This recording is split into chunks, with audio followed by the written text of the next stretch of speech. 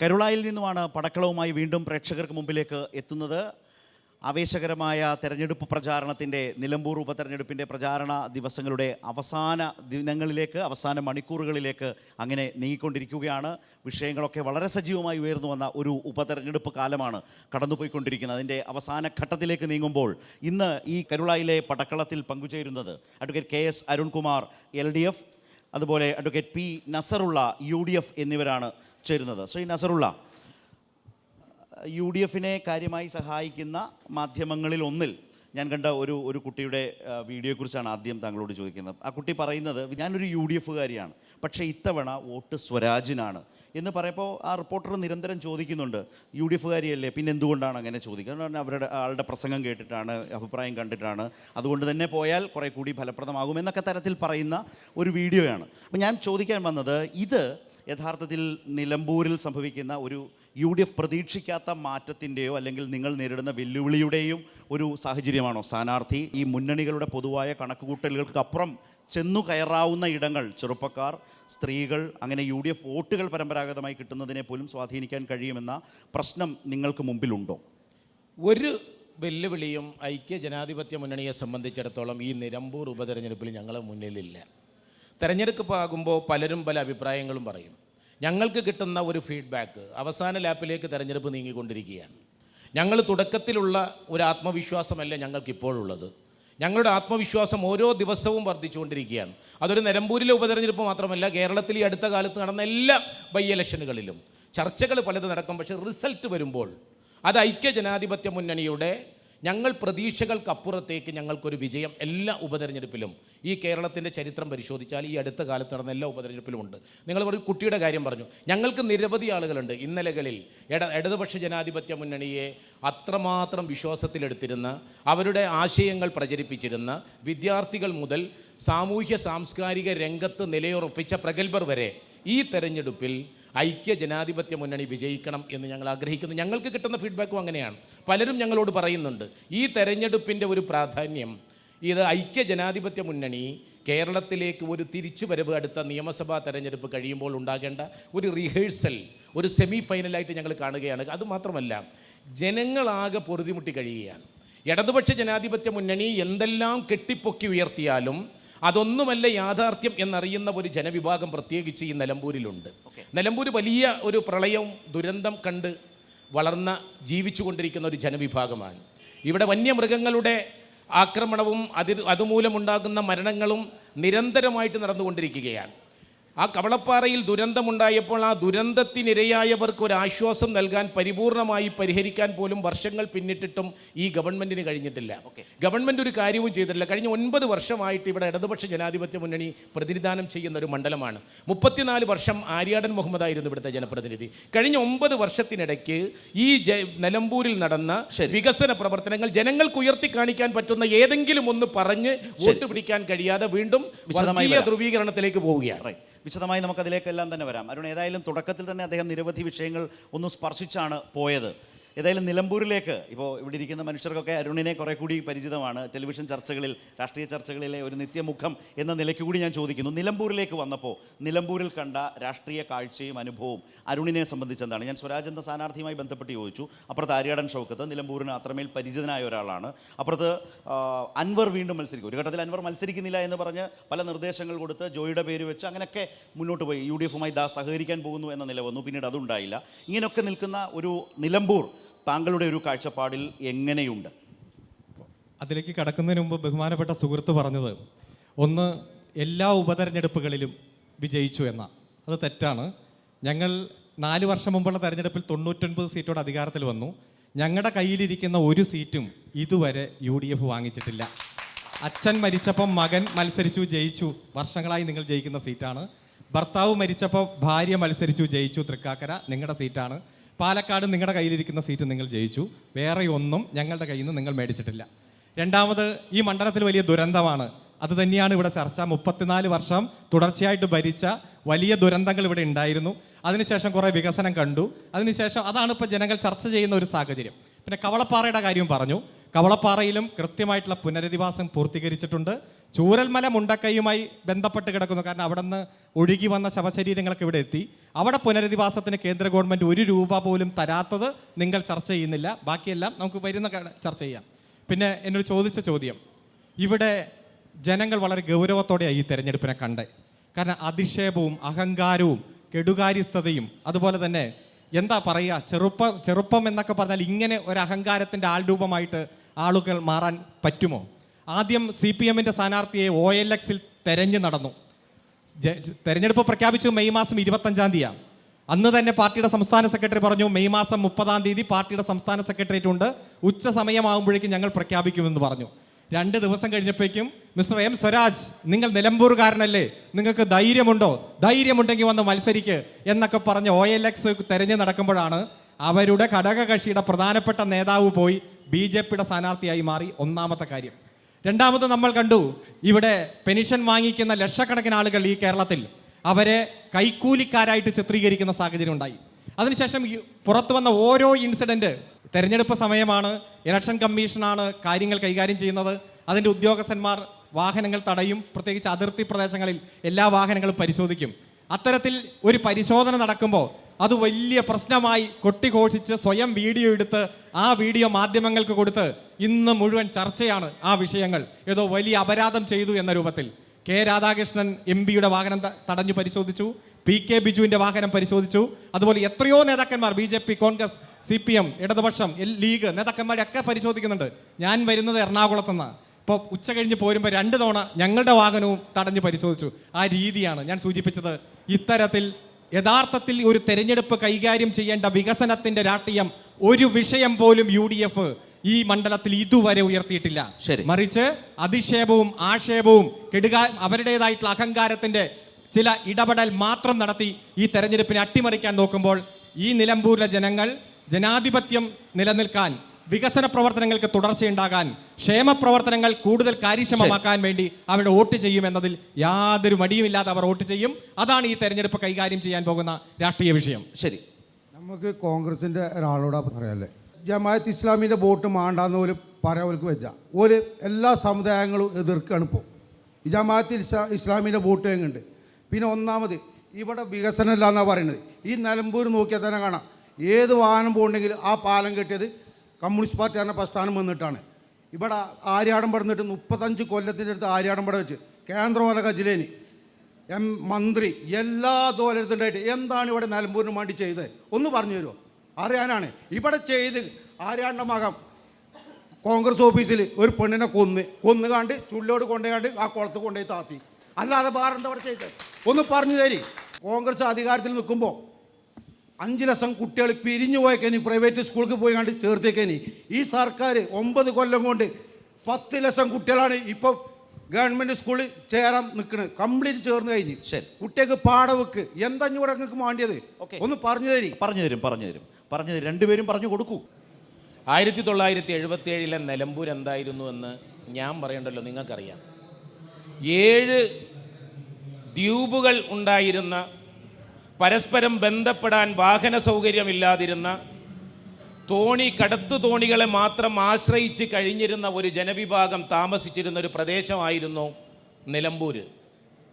ചാലിയാറിലേക്ക് പോകാൻ, അതല്ലെങ്കിൽ കൈപ്പിനി പാലം വരുന്നതിന് മുമ്പ് അവിടേക്ക് യാത്ര ചെയ്യുന്നതിന് വേണ്ടി, പാലമുണ്ട മുണ്ടേരിയിലേക്ക് പോകുന്നതിന് വേണ്ടി, എന്തിനേറെ പറയുന്നു കരുളായി പാലം, അതേപോലെ 7 നദികൾ ചുറ്റപ്പെട്ട് 7 ദ്വീപുകളായി കഴിഞ്ഞിരുന്ന ഈ നിലമ്പൂരിനെ ആധുനിക നിലമ്പൂരാക്കി മാറ്റി വളർത്തിയെടുത്തതിൽ ആര്യാടൻ്റെ പങ്ക് എതിർപക്ഷ രാഷ്ട്രീയക്കാർ പോലും സമ്മതിക്കുന്ന ഒന്നാണെന്ന കാര്യത്തിൽ ആർക്കും സംശയം വേണ്ട. ശരി, ആര്യാടൻ ഉണ്ടാക്കി വെച്ച ഒരു വികസനത്തിൻ്റെ മാതൃകയുണ്ട്. ആര്യാടൻ വരുമ്പോൾ 77 വരുമ്പോൾ കേവലം ഒരു ചെറിയ ആശുപത്രിയായിരുന്ന നിലമ്പൂർ ആശുപത്രി അത് താലൂക്ക് ആശുപത്രിയാക്കി. UDF ഭരിക്കുമ്പോഴാണ്. അത് ജില്ലാ ആശുപത്രിയാക്കിയത് UDF ഭരിക്കുമ്പോഴാണ്. ഈ നിലമ്പൂരിൽ താലൂക്ക് കൊണ്ടുവന്നത് UDF ഭരിക്കുമ്പോഴാണ്. സബ് RTO ഓഫീസ് ഇവിടെ കൊണ്ടുവന്നത് UDF ഭരിക്കുമ്പോഴാണ്. ഞങ്ങൾ ഭരിക്കുമ്പോൾ കൊണ്ടുവന്ന വികസനമല്ലാതെ എണ്ണി പറയാൻ ഈ 9 വർഷത്തിനിടയ്ക്ക് ഒന്നുമില്ല. ഇപ്പോൾ ബൈപ്പാസിൻ്റെ ചരിത്രം പറയുക. എവിടെ? നിലമ്പൂർ ബൈപ്പാസ്. ആര്യടൻ മന്ത്രിയായിരിക്കുമ്പോൾ പൊതുമരാമത്ത് വകുപ്പ് മന്ത്രിയെ കൊണ്ടുവന്ന് ബഡ്ജറ്റിൽ പണം വെച്ച് പ്രവൃത്തി ഉദ്ഘാടനം ചെയ്ത മഞ്ചേരി ബൈപ്പാസ് 2 ഭാഗവും ഒന്ന് കെട്ടി മണലിട്ട് തൂർത്തു എന്നല്ലാതെ ബൈപ്പാസ് യാഥാർത്ഥ്യമാക്കാൻ കഴിഞ്ഞോ?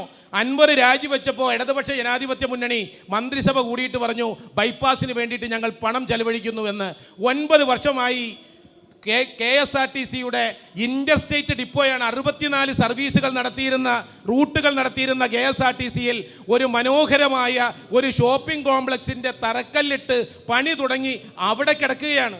എന്ത് വികസനമാണ് ഈ 9 വർഷത്തിലേക്ക് ഇടതുപക്ഷ ജനാധിപത്യ മുന്നണിക്ക് ഈ നിലമ്പൂരിൽ കൊണ്ടുവന്നത്?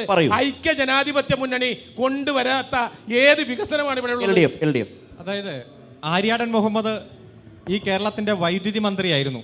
നമുക്കറിയാം 5 വർഷം തുടർച്ചയായിട്ട് 3 മണിക്കൂർ പവർ കട്ട്, 5 മണിക്കൂർ ലോഡ് ഷെഡിങ്, കുട്ടികൾക്ക് പഠിക്കാൻ പറ്റാത്ത അവസ്ഥ.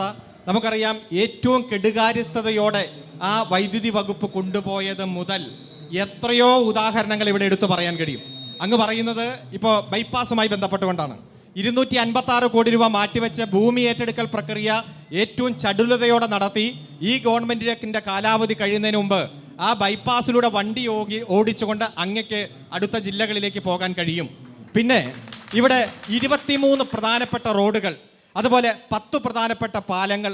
ഇവിടെ ബഹുമാനപ്പെട്ട മുൻ എം എൽ എ അടക്കം ഒരു പൊതുസമ്മേളനത്തിൽ വെച്ച് മുഖ്യമന്ത്രിയെ ഇരുത്തി പറഞ്ഞു, കഴിഞ്ഞ 9 വർഷത്തിനുള്ളിൽ 2000 കോടി രൂപയുടെ വികസന പ്രവർത്തനങ്ങളാണ് ഈ കൊച്ചു മണ്ഡലത്തിൽ LDF ഗവൺമെൻറ് അനുവദിച്ചിരിക്കുന്നത് എന്ന് പറഞ്ഞ് ഓരോ വികസന പ്രവർത്തനങ്ങളുടെ പട്ടിക നിരത്തുകയുണ്ടായി. ഞാൻ വേണമെങ്കിൽ അതിൻ്റെ ഒരു കോപ്പി അങ്ങേക്ക് തരാം. ഓടെ വെടിവെക്കരുത്. സ്കൂളായാലും പാലങ്ങളായാലും റോഡായാലും ആശുപത്രി ആയാലും വൈദ്യുതിവൽക്കരണമായാലും ആദിവാസി ഊരുകളുടെ നവീകരണമായാലും മലയോര ഹൈവേ, നമുക്കറിയാം ഏറ്റവും ഗംഭീരമായിട്ട് മലയോര ഹൈവേയുടെ പണി പൂർത്തീകരിക്കുന്നതായാലും, അതുപോലെ പ്രളയ സഹായമായാലും, അതുപോലെ മുഖ്യമന്ത്രിയുടെ ദുരിതാശ്വാസ നിധിയിൽ നിന്നുള്ള പദ്ധതി വിതരണമായാലും ഏറ്റവും മികച്ച രീതിയിൽ ഗവൺമെന്റിന്റെ സഹായം കിട്ടിയ മണ്ഡലമാണ് നിലമ്പൂർ മണ്ഡലം. അടച്ചുറപ്പുള്ള വീട് എന്ന സ്വപ്നം സാക്ഷാത്കരിച്ച് ഒരാൾ പോലും അടച്ചുറപ്പുള്ള വീട് ഇല്ലാത്തവർ ഈ മണ്ഡലത്തിലുണ്ടാവില്ല. അതുപോലെ ഭൂമിയുടെ ഉടമസ്ഥന്മാരായി മുഴുവൻ ആളുകളെയും മാറ്റുന്ന പട്ടയ വിതരണം ഏറ്റവും കാര്യക്ഷമമായി മാറ്റിയ മണ്ഡലമാണ് ഈ മണ്ഡലം. അതുപോലെ ദാരിദ്ര്യമില്ലാത്ത നാടായി ഈ നാടിനെ മാറ്റി ഈ കേരളത്തെ തന്നെ നവംബർ 1 പ്രഖ്യാപിക്കുകയാണ്. എല്ലാ രംഗത്തും മാതൃകയായി ഉയർത്തിക്കാണിക്കാവുന്ന വികസനം കേരളം മുന്നോട്ട് വെച്ചിട്ടുണ്ട്. ശരി, അതുകൊണ്ട് തന്നെയാണ് ഈ ഉപതെരഞ്ഞെടുപ്പ് രാഷ്ട്രീയമായി വലിയ പ്രാധാന്യമുള്ളതായി മാറുന്നത്. പിന്നാലെ പൊതു തെരഞ്ഞെടുപ്പും. പറഞ്ഞോളൂ. പച്ചക്കള്ളം പറയരുത്. നിങ്ങൾ നിലമ്പൂർക്കാരനാണോ എന്നില്ലാണ് ആദ്യത്തെ ചോദ്യം എനിക്ക് ചോദിക്കാല്ലേ. കാരണം എന്താ അറിയോ, ഇവിടെ ഒരു ചോദ്യകർത്താവ് ചോദിച്ചപ്പം കരുളായിക്കാരനാണെന്ന് താഴ്ത്തി കളഞ്ഞു. ഞാൻ പറയുന്നു, വടപുറം പാലം മുതൽ കാളികാവ് വരെ ഉണ്ടായിരുന്നൊരു നിലമ്പൂർ മണ്ഡലത്തിലായിരുന്നു ആര്യാടൻ പ്രതിനിധീകരിച്ചിരുന്നത്. വടപുറം പാലം നിലമ്പൂരിനെയും വണ്ടൂർ നിയമസഭാ മണ്ഡലത്തെയും കൂട്ടിയോജിപ്പിക്കുന്ന പാലം ആര്യാടൻ കൊണ്ടുവന്നതാണോ? അല്ല, സായിപ്പിൻ്റെ കാലത്തുള്ളതാ. അത് കഴിഞ്ഞ് മുതിരിപ്പാലം, ചെറിയൊരു തോടിന് കുറുകെയുള്ള പാലാണ്, ആര്യാടൻ കൊണ്ടുവന്നാണോ? അതും സായിപ്പിൻ്റെ കാലത്തുള്ളതാണ്. പിന്നെ ഇവിടെ പിലാക്കൽ 2 പാലങ്ങളുണ്ട്, സായിപ്പിൻ്റെ കാലത്താ. ചെറുപുഴപ്പാലം, നെടുങ്കയം പാലം, പിന്നെ അങ്ങോട്ട് ചുള്ളിയോട് കാളികാവ് വരെ പോയാൽ കല്ലാമൂല പാലം ആര്യാടൻ്റെ സംഭാവനയാണോ? അപ്പൊ അങ്ങനെ പറഞ്ഞു പോകരുത്. അല്ല, ഇതെല്ലാം ഈ ദ്വീപുകളെ ബന്ധിപ്പിച്ചത് അദ്ദേഹമാണെന്നാണ് പറഞ്ഞത്. ചാലിയാറ് നിലമ്പൂർ 1982 TK ഹംസ കൊണ്ടുവന്ന പൊതുമരാമത്ത് വകുപ്പ് മന്ത്രിയായ കാലത്താണ് നിലമ്പൂരിനെയും ചാലിയാറിനെയും യോജിപ്പിച്ചത്. കാറ്റാടി പാലം എടക്കരയെയും മൂത്തടയും യോജിപ്പിച്ചത് കൊണ്ടുവന്നത്. അവിടെ ശിലാഫലകമുണ്ട്, പോയി നോക്കണം. പിന്നെ ഗവൺമെൻറ് ഹോസ്പിറ്റലുകൾ, മൃഗാശുപത്രികൾ ഒക്കെ മാറി മാറി കേരളം ഭരിച്ച ഗവൺമെൻറ്റുകൾ വന്ന കാലത്ത്, ശരി, ഇടതുപക്ഷം കേരളം ഭരിക്കുന്ന കാലത്തും ആര്യാടൻ മുഹമ്മദ് സാർ ഇവിടുന്ന് MLA ആയിട്ടുണ്ട്. അതിൻ്റെ ഫലമായി കേരളത്തിലെ എല്ലാ നിയമസഭാ മണ്ഡലങ്ങളിലും വന്നിട്ടുണ്ട്. ഓക്കെ, ആ കൂട്ടത്തിലല്ലാതെ സ്പെഷ്യലായിട്ട് ഈ നിയോജക മണ്ഡലത്തിന് വേണ്ടി ആര്യാടൻ മുഹമ്മദ് എന്ന് പറയുന്ന MLA 35 വർഷം ഇവിടെ പ്രതിനിധീകരിച്ചിട്ട് കൊണ്ടുവന്നിട്ടുള്ള, എടുത്തു കാണിക്കാൻ പറ്റുന്ന ഒരു മലയോര ഹൈവേയോ അതല്ലെങ്കിൽ ഏതെങ്കിലും വിദ്യാഭ്യാസ സ്ഥാപനങ്ങളുടെ സൗകര്യങ്ങൾ ഉയർത്തിയതോ ഹോസ്പിറ്റലുകളുടെ ഇന്നത്തെ ആധുനിക സൗകര്യങ്ങൾക്ക് ഉയർത്തിയതോ ഒന്ന് ചൂണ്ടിക്കാണിക്കാൻ പറ്റുമോ? ഒറ്റ കാര്യം. ചോദ്യം സ്ട്രെയിറ്റ് ആണ്, മറുപടി. ഞാൻ സായിപ്പിന്റെ കാലത്തെ ഒരു പാലത്തിന്റെ പേരും ഞാൻ പറഞ്ഞിട്ടില്ല. വടപുറം പാലം ആര്യാടൻ ഉണ്ടാക്കിയതാണെന്ന് ഞാൻ പറഞ്ഞിട്ടില്ല. അപ്പോൾ സായിപ്പിന് ശേഷം ഈ പാലങ്ങളെല്ലാം ഉണ്ടാക്കിയത് ആര്യാടനാണെന്ന് എൻ്റെ സുഹൃത്ത് സമ്മതിച്ചതിൽ എനിക്ക് സന്തോഷമുണ്ട്. ഞാൻ അതാണ് സമ്മതിച്ചിട്ടില്ല, പറയുന്നത്. സമ്മതിച്ചിട്ടില്ല. ഞാൻ പറയട്ടെ, തെറ്റിദ്ധരിപ്പിക്കരുത്. ഈ അതിനെ ചോദ്യം ചെയ്യുകയാണ് ചെയ്തത്. ചോദ്യം ചെയ്യാണ് ചെയ്തത്, തെറ്റ് പറയരുത്, കളവ് ആ പറയരുത്. ചോദ്യത്തിലൊക്കെ അവിടെ ഇരിക്കട്ടെ. ഓക്കെ, ആ ചോദ്യത്തിലൊക്കെ അത് ഉണ്ടല്ലോ. സായിപ്പ് ഉണ്ടാക്കിയ പാലത്തിന്റെ പേര് പറഞ്ഞ് ഇടതുപക്ഷ ജനാധിപത്യ മുന്നണി ഉണ്ടാക്കിയ ഒരു പാലത്തിന്റെ പേര് പറയാൻ കഴിയാതെ ഞാൻ പറഞ്ഞ പാലങ്ങൾ മുഴുവൻ പ്രളയത്തിൽ ഞാൻ പറഞ്ഞ എല്ലാ കാര്യങ്ങളും ഞാൻ ഒറ്റ കള്ളത്തരം പറഞ്ഞിട്ടില്ല. ഇവിടെ ഉണ്ടാക്കിയ പാലങ്ങളും ഇവിടെ കൊണ്ടുവന്ന വികസനങ്ങളും ആശുപത്രി ആയാലും വിദ്യാഭ്യാസ സ്ഥാപനങ്ങളിലായാലും പിന്നെ RTO ഓഫീസുകളായാലും എല്ലാ കാര്യങ്ങളിലും കൊണ്ടുവന്നത് ആര്യാടനാണെന്ന് പറഞ്ഞിടത്ത് ഞാൻ ഉറച്ചു നിൽക്കുകയാണ്. അത് ഇവിടുത്തെ നിലമ്പൂരിലെ ജനങ്ങൾക്ക് മുഴുവൻ അറിയാം. ഒന്നുമില്ലാതെ തെരഞ്ഞെടുപ്പിന്റെ ഉപതെരഞ്ഞെടുപ്പിന്റെ രംഗത്ത് രാഷ്ട്രീയം വികസനം ചർച്ച ചെയ്യാതെ അതെല്ലാം മാറ്റി വീണ്ടും വർഗീയതയും, നേരത്തെ ഇദ്ദേഹം പ്രസംഗം തുടങ്ങിയത് തന്നെ ജമാഅത്തെ ഇസ്ലാമിയ എന്ന ഈ ജമാഅത്തെ, ഞാൻ മറുപടി പറയാം, പറഞ്ഞോളൂ. ഞാൻ മറുപടി പറഞ്ഞുതരാം. എന്നാണ് ജമാഅത്തെ ഇസ്ലാമി CPM-ന് തൊട്ടുകൂടാത്ത പാർട്ടിയായത്? എന്നാണ്? അവരുടെ നിലപാടുകൾ ആദ്യം മുതലേ ഉണ്ട്. നിങ്ങളുടെ സ്റ്റാൻഡിനെ ന്യായീകരിക്കൂ. ജമാഅത്തെ ഇസ്ലാമിയുമായി നേരിട്ട് എല്ലാ രാഷ്ട്രീയ സഖ്യങ്ങളും സമവാക്യങ്ങളും കേരളത്തിൽ ഉണ്ടാക്കിയ പാർട്ടിയുടെ പേരാണ് CPM. പക്ഷെ VD സതീശൻ പറഞ്ഞതുപോലെ ഒരു പൊളിറ്റിക്കൽ സ്റ്റേറ്റ്മെന്റ് കേരളത്തിലെ ഏതെങ്കിലും ഒരു നേതാവ് ജമാഅത്തെ ഇസ്ലാമിയെ കുറിച്ചോ വെൽഫെയർ പാർട്ടിയെ കുറിച്ചോ പറഞ്ഞിട്ടുണ്ടോ പരസ്യമായി? അവരവരുടെ വർഗീയത ഉപേക്ഷിച്ചു. ഏറ്റവും അവസാനം പറഞ്ഞതെന്ന് അറിയോ? ഒരു ചാനൽ ചർച്ചയിൽ പറഞ്ഞത് മതസൗഹാർദ്ദ പാർട്ടിയാണ്, മതസൗഹാർദ്ദമുള്ളവരാണ് എന്ന് പറയുന്ന നിലയിൽ കോൺഗ്രസിലെ പോലും ഏതെങ്കിലും ഒരു നേതാവ് പറഞ്ഞിട്ടുണ്ടോ? ഞാനൊരു കാര്യം പറഞ്ഞുതരാം. ഇപ്പോൾ ജമാഅത്തെ ഇസ്ലാമിയുടെ നേതാക്കന്മാരെ, കേരള അമീറിനെ CPIM-ന്റെ സംസ്ഥാന സെക്രട്ടറി ആയിരുന്ന കോടിയേരി ബാലകൃഷ്ണൻ കോഴിക്കോട് ജമാഅത്തിൻ്റെ ഓഫീസിൽ ചെന്ന് കണ്ടത് നിയമസഭയ്ക്കകത്ത് ചർച്ചയായപ്പോൾ ഞങ്ങൾ ജമാഅത്തിന്റെ നേതാക്കളെ കണ്ടാൽ രമേശിന് എന്താണെന്ന് നിയമസഭ ചോദിച്ചതാണ്. അപ്പൊ ഞങ്ങൾ പറയുന്നത് ഞാൻ അത് എൻ്റെ കയ്യിലുണ്ട്. പച്ചക്കള്ളം ഈ കാലഘട്ടത്തില് പഴയതുപോലെ കള്ളം പറയാൻ പറ്റില്ല. മൊബൈൽ എടുത്ത് നോക്കിയാൽ നിങ്ങൾക്ക് കാണാൻ പറ്റും ആരാണ് കള്ളം പറയുന്നത്, ആരാണ് സത്യം പറയുന്നത് എന്ന്. തെരഞ്ഞെടുപ്പിന്റെ രാഷ്ട്രീയ രംഗത്തെ വികസനത്തെ ചർച്ച ചെയ്യാതിരിക്കാൻ എല്ലാ തലങ്ങളിലും അതായത് രണ്ട് കാര്യങ്ങളാണ്. ജമാഅത്തെ ഇസ്ലാമി ആദ്യം, അതിനുശേഷം വികസനത്തെ സംബന്ധിച്ചുള്ള തർക്കം. അപ്പൊ ഈ കേരളത്തിൽ ജമാഅത്തെ ഇസ്ലാമിയുമായി ബന്ധപ്പെട്ടുകൊണ്ട് ഒരു മതരാഷ്ട്രവാദികളല്ല എന്ന് പറഞ്ഞ ഏക നേതാവ്, പ്രതിപക്ഷ നേതാവ് VD സതീശനാണ്. കോൺഗ്രസിലെ UDF-ലെ ഒരൊറ്റ നേതാവ്, ലീഗിന്റെ നേതാവ് കുഞ്ഞാലിക്കുട്ടി അടക്കം, മുനീർ അടക്കം ഒരാൾ പോലും ആ സ്റ്റേറ്റ്മെന്റിനെ ഇതുവരെ പിന്തുണച്ചിട്ടില്ല. ഒന്നാമത്തെ കാര്യം. രണ്ടാമത്, ജമാഅത്തെ ഇസ്ലാമി ഒരു മതരാഷ്ട്രത്തിന് വേണ്ടി പ്രവർത്തിക്കുന്ന രാഷ്ട്രീയ കക്ഷിയാണ് എന്നുള്ള കാര്യം അവരുടെ വെൽഫെയർ പാർട്ടി അടക്കമുള്ള കക്ഷികൾ, അത് കോൺഗ്രസ് അല്ലാതെ മറ്റാരും ഇതുവരെ ഏറ്റെടുത്തിട്ടില്ല ഈ രാജ്യത്ത്. 3, പഹൽഗ്രാമിൽ 26 പ്രിയപ്പെട്ട നമുക്കറിയാം വിനോദസഞ്ചാരികളെ നേരിട്ട് ഷൂട്ട് ചെയ്തു കൊന്നു.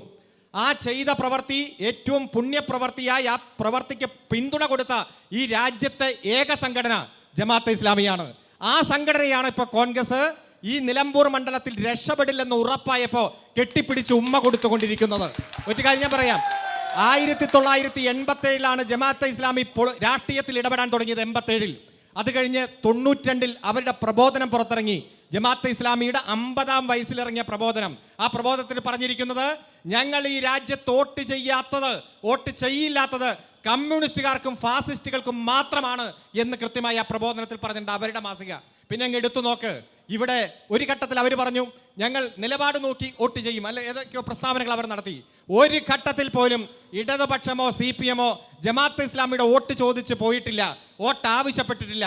ഞങ്ങൾ പറയുന്നു ഭൂരിപക്ഷ വർഗീയതയുടെ വോട്ട് ഞങ്ങൾക്ക് വേണ്ട, ന്യൂനപക്ഷ വർഗീയതയുടെ വോട്ട് ഞങ്ങൾക്ക് വേണ്ട, ഞങ്ങൾക്ക് മനുഷ്യരുടെ വോട്ട് മാത്രം മതി. അങ്ങക്ക് ധൈര്യമുണ്ടോ ഈ സ്റ്റേറ്റ്മെന്റ് പറയാൻ? ഭൂരിപക്ഷ വർഗീയതയുടെ ന്യൂനപക്ഷ വർഗീയതയുടെ വോട്ട് വേണ്ടെന്ന് പറഞ്ഞാൽ ഈ ചർച്ച അവസാനിപ്പിക്കാം. ഇപ്പൊ പറയാൻ ധൈര്യമുണ്ടെങ്കിൽ ഞാൻ പറഞ്ഞുതരാം. ഞങ്ങളുടെ നിലപാട് ഞങ്ങൾ പറഞ്ഞുതരാം. മനസ്സിലായി. ഇത് പറ. കോൺഗ്രസിന്റെ നിലപാടല്ലേ നിലപാട്, ഇപ്പൊ ഞാൻ ചോദിച്ച കാര്യം പറ. കോൺഗ്രസിന്റെ നിലപാട് പറയാൻ നിങ്ങൾ വിറയ്ക്കും. UDF-ന്റെ നിലപാട് പറയാനാണല്ലോ ഞാൻ ഇവിടെ നിൽക്കുന്നത്. അല്ല, നിലപാട് പറഞ്ഞപ്പോൾ ഒരു ചോദ്യം ചോദിച്ചു. ആ ചോദ്യത്തിന് ഒരു ഉത്തരമാണ് അദ്ദേഹം ഞാൻ ആ ചോദ്യം പറഞ്ഞുതരാം. ഇപ്പൊ ജമാഅത്തെ ഇസ്ലാമിയെ പറ്റിയിട്ട് ഇങ്ങനെ ചർച്ച നടക്കുകയാണ്. ജമാഅത്തെ ഇസ്ലാമിയെ ഒരു കാലത്തും ജമാഅത്തെ ഇസ്ലാമിയുമായി CPM ഒരു ബാന്ധവത്തിലും ഒരു തെരഞ്ഞെടുപ്പിന്റെ സഹായവും സ്വീകരിച്ചിട്ടില്ല എന്ന് നിങ്ങൾക്ക് പറയാൻ പറ്റുമോ? ആർക്കത് പറയാൻ പറ്റില്ല. എങ്ങനെ പച്ച കള്ളം അങ്ങനെ ഞങ്ങൾ ഒരു സഹായവും ആവശ്യപ്പെട്ടിട്ടില്ല. ഞങ്ങൾക്ക് കിട്ടിയിട്ടില്ല. ഞങ്ങൾ ഇപ്പോഴും പറയും. ഈ വെൽഫെയർ പാർട്ടി, ഞാൻ പറയട്ടെ, എന്റെ പോയിന്റിലേക്ക് കടക്കട്ടെ, എന്നിട്ട് നിങ്ങൾക്ക് സംസാരിക്കാം. ജമാഅത്തെ ഇസ്ലാമി വെൽഫെയർ പാർട്ടി ഉണ്ടാക്കുന്നതിന് മുമ്പ് മൂല്യാധിഷ്ഠിത രാഷ്ട്രീയം നോക്കി വോട്ട് ചെയ്യുന്നവരാ. ഞാനൊക്കെ വിദ്യാർത്ഥിയായിരിക്കുന്ന കാലഘട്ടത്തിൽ SIO എന്ന് പറയുന്ന സംഘടന ജമാഅത്തെ ഇസ്ലാമിയുടെ വിദ്യാർത്ഥി ഓർഗനൈസേഷനാണ്. അവരൊക്കെ SFIക്ക് പരസ്യമായിട്ട് പിന്തുണ കൊടുത്ത് ഒരുമിച്ച് ഞാനൊക്കെ പഠിക്കുന്ന കോളേജിൽ ഞങ്ങളെ പരാജയപ്പെടുത്താൻ ശ്രമിച്ചവരാണ്. എല്ലാ കാലഘട്ടത്തിലും ജമാഅത്തെ ഇസ്ലാമി ഈ കേരളത്തിൽ ജമാഅത്തെ ഇസ്ലാമി ഉണ്ടായതിനു ശേഷം ഈ കേരളത്തിൽ ഏറ്റവും അധികം ജമാഅത്തെ ഇസ്ലാമി പിന്തുണ നൽകിയിട്ടുള്ളത് ഈ കേരളത്തിലെ കമ്മ്യൂണിസ്റ്റ് പാർട്ടിക്കും ജമാഅത്തെ ഇസ്ലാമിയുടെ നിലപാട് ഇത് ഇങ്ങനെ പള്ളിയിൽ പാതിരി പ്രസംഗിക്കുന്നത് പോലെ തൈലാദി വസ്തുക്കൾ അശുദ്ധമായാൽ പൗലോസ് തൊട്ടാൽ അത് ശുദ്ധമാകും. CPM തൊടുന്നത് മുഴുവൻ മതേതരത്വവും ഐക്യജനാധിപത്യ മുന്നണി തൊടുന്നത് മുഴുവൻ നിലപാടിലേക്ക്. അതായത് ജമാഅത്തെ ഇസ്ലാമിയുമായി കേരളത്തിൽ പരസ്യമായും രഹസ്യമായും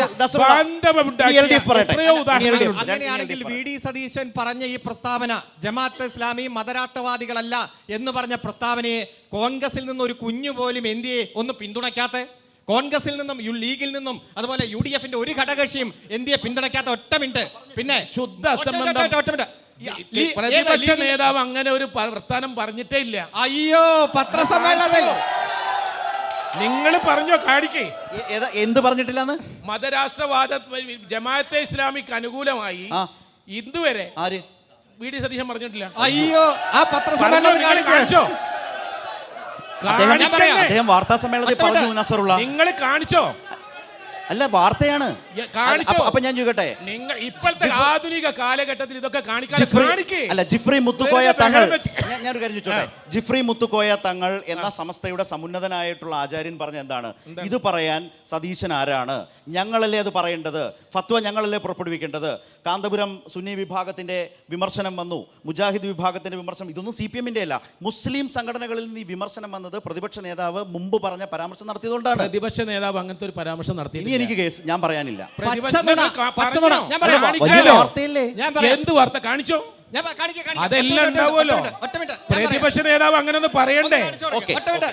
പ്രതിപക്ഷ നേതാവ് ജമാഅത്തെ ഇസ്ലാമിയെയോ മറ്റേയോ വെള്ളപൂശി പറയണ്ടേ?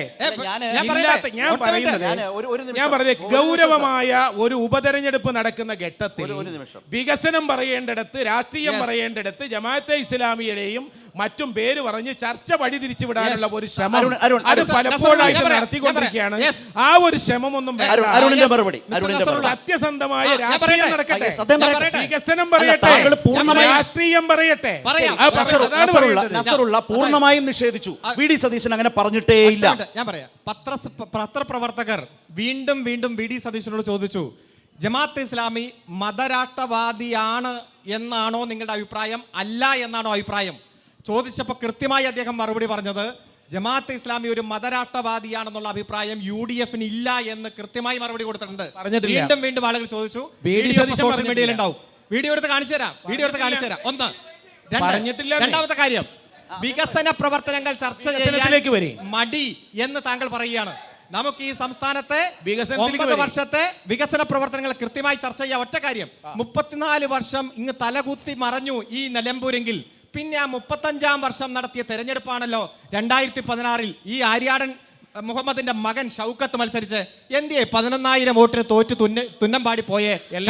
ദയനീയ പ്രകടനമായിരുന്നു ഈ മണ്ഡലത്തിൽ എന്നതിന്റെ ഏറ്റവും വലിയ ഉദാഹരണമാണ്. വികസന പ്രവർത്തനങ്ങൾ ഒന്നും നടക്കാത്ത മണ്ഡലം, പക്ഷെ ഇപ്പൊ 2,000 കോടി രൂപയുടെ വികസന പ്രവർത്തനങ്ങൾ നടന്നു. നമുക്ക് ഈ കേരളത്തിലെ വികസന ചർച്ച ചെയ്യാം. അരുൺ മനസ്സിലാക്കേണ്ട ഒരു കാര്യം, ആര്യാടൻ മുഹമ്മദ് 77-ൽ പോയി മത്സരിച്ചിട്ട് 34 വർഷം തുടർച്ചയായിട്ട് MLA ആയത്. ഓരോ വർഷവും ഇവിടുത്തെ ജനപ്രതിനിധിയായി മത്സരിച്ച് 5 വർഷം കൂടുമ്പോ ജനപ്രതിനിധിയായി മത്സരിച്ച് ജനങ്ങളുടെ വിശ്വാസവും വോട്ടും നേടിക്കൊണ്ട് തന്നെയാണ് Okay. ആര്യാടൻ അരുൺ, മത്സരിച്ചത്. അരുൺ, അരുൺ, അരുൺ. അങ്ങനെയാ 34 വർഷം. Okay, ആ ഓരോരുത്തരെ, 34 വർഷം ആര്യാടൻ ഉഴുതുമറിച്ച വികസന പ്രവർത്തനങ്ങളല്ലാതെ ചൂണ്ടിക്കാണിക്കാൻ മറ്റൊന്നുമില്ലാത്തവർ ശരി. ഈ തെരഞ്ഞെടുപ്പിന്റെ പ്രചരണ രംഗത്ത് അരുൺ, ചർച്ചയെ നസറുള്ള വഴിമാറ്റി വിടാൻ യുഡിഎഫിന് ആത്മവിശ്വാസം നിലമ്പൂരിന്റെ കാര്യത്തിലുണ്ടെന്നാണ്. നസറുള്ള മറുപടി വേണം. ആര്യാടൻ ഉഴുതോ മറച്ചോ എന്തോ ആയിക്കോട്ടെ, ഞാൻ ചോദിച്ചല്ലോ, ഭൂരിപക്ഷ വർഗീയതയുടെയും ന്യൂനപക്ഷ വർഗീയതയുടെയും വോട്ട് കോൺഗ്രസിന് വേണ്ട, UDF-ന് വേണ്ട എന്നൊരു സ്റ്റേറ്റ്മെന്റ് പറയാൻ അങ്ങക്ക് ധൈര്യമുണ്ടോ എന്ന ചോദ്യത്തിൽ ഇനി തെന്നി മാറരുത്. ഞങ്ങൾക്ക് എന്താ മടി? ഞങ്ങൾ ഒരു കാലഘട്ടത്തിലും ന്യൂനപക്ഷ വർഗീയതയെയും ഭൂരിപക്ഷ വർഗീയതയെയും പ്രോത്സാഹിപ്പിച്ചൊരു പാർട്ടിയല്ല. അങ്ങനെ വർഗീയ വോട്ട് വേണ്ട എന്ന ചോദ്യമാണ് എന്ന് പറയുമോ? ന്യൂനപക്ഷ വർഗീയതയുടെയും ഭൂരിപക്ഷ വർഗീയതയുടെയും പ്രവർത്തന ഫലമായി വിലപ്പെട്ട ജീവനുകൾ നഷ്ടപ്പെട്ട പ്രസ്ഥാനം ഇന്ത്യയിലുണ്ടെങ്കിൽ അത് ഇന്ത്യൻ നാഷണൽ കോൺഗ്രസ് മാത്രമാണ് എന്ന് മാത്രം Nasrallah straight question straight answer. Nasrallah straight question straight answer. ഈ തെരഞ്ഞെടുപ്പിൽ ആ വർഗീയവാദികളുടെ വോട്ട് വേണ്ട എന്ന് താങ്കൾ ഇവിടെ പറയുമോ? ഇത്ര ചോദ്യം ഞാൻ ചോദിക്കുന്നത്. ഈ ചോദിക്കുന്ന ഉത്തരവാണ് ചോദിച്ചത്. ഞാൻ പറയാം, ഈ തെരഞ്ഞെടുപ്പ് നമ്മൾ ചർച്ച ചെയ്യേണ്ടത് രാഷ്ട്രീയമാണ്. ചെയ്യാം. ഈ തെരഞ്ഞെടുപ്പ് നമ്മൾ ചർച്ച ചെയ്യേണ്ടത് വികസനമാണ്.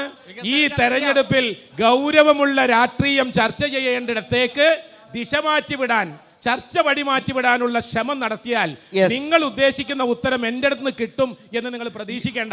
ഞാൻ പറയുന്നത് നിലമ്പൂരിലെ ഉത്ബുദ്ധരായ ജനങ്ങൾക്ക്, ഇവിടുത്തെ ജനങ്ങൾക്ക് ഐക്യ ജനാധിപത്യ മുന്നണിയിൽ പിന്നെ ആരോട് പറഞ്ഞ ഒറ്റ കാര്യത്തിന് മറുപടി. 34 കൊല്ലം ആര്യാടൻ മത്സരിച്ച് അതിനുശേഷം ആര്യാടന്റെ മകനെന്തേ തോറ്റുന്ന ഒരു തെരഞ്ഞെടുപ്പിൽ പരാജയപ്പെട്ട ഒരു വികസനവും നടത്തിയിട്ടില്ല എന്നാണോ അതിനർത്ഥം?